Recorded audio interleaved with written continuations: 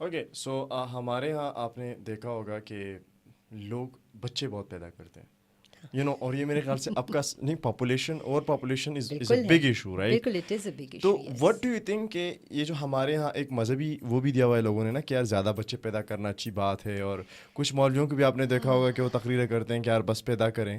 بالکل. تو اگر ہم تھوڑا سا ریئلسٹک سوچیں، ریشنل سوچیں، تو آپ کے خیال میں اس چیز کو کم کیسے کیا جا سکتا ہے؟ اور ہم تھوڑا سا ہیلتھ پوائنٹ آف ویو سے بھی جائیں گے کہ وہ عورت جو ہر سال ایک بچہ پیدا کرتی ہے اس کی صحت کس طرح افیکٹ ہوتی ہے اس کے ساتھ. نہیں، یہ you are right.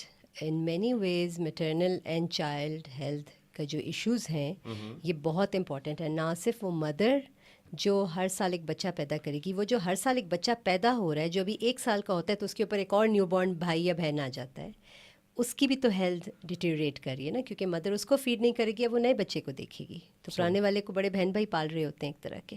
So yes, it's a کبھی تو ہیوج یہ بھی برڈن. ہوتا ہے کہ جو پچھلے والے کے ساتھ کھیلنے کے لیے کوئی نہیں ہوتا تو اس کے اگلا بچہ پیدا کر دونوں کو کھیلنے کے لیے کوئی مل جائے. بالکل، وہ ایک دوسرے کے لیے، کمپنی کے لیے جو ہے نا. یہ باتیں آئی تھنک کیونکہ تھوڑی سی پاپولیشن پہ بولنا جو ہے تھوڑا سا کنٹروورشل بھی ہو جاتا ہے. From a health point of view تو yes, I will definitely say our women need to be taken care of. اور پیریفری میں تو بہت ابھی there is a lot of room to teach them about birth spacing and population control.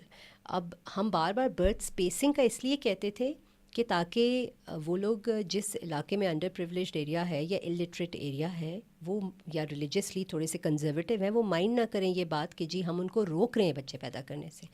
ایسا نہیں ہے. ہم ان کو پھر لے کر آتے تھے برتھ اسپیسنگ پہ کہ بھئی آپ بچے پیدا کریں، آپ نے 9 بچے پیدا کرنے ہیں، 10 پیدا کرنے ہیں، 12 پیدا کرنے ہیں، بالکل جتنا آپ کا دل کرے. اگر آپ ان کو فیڈ کر سکتے ہیں، آپ ان کو سنبھال سکتے ہیں تو بسم اللہ. بٹ اسپیسنگ ہونی چاہیے. ایک بچے میں اور دوسرے بچے میں 3 سے 4 سال کا گیپ ہو کہ مدر کو ریکور کرنے کا ٹائم ملے، وہ اپنا خیال کر سکے.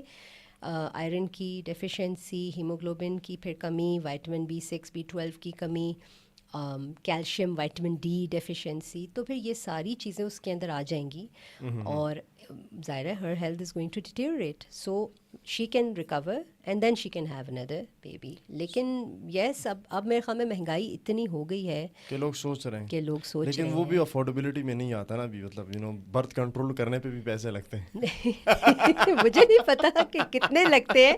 آئی بی ویری آنیسٹ، مجھے I don't know the exact figure, لیکن آئی تھنک ان کو پالنے سے تو کم ہی لگتے ہوں گے. پالنے سے کم ہی لگتے اور ہیں. آئی تھنک پاکستانی گورنمنٹ نے برتھ کنٹرول کو بہت سستا کیا ہوا ہے.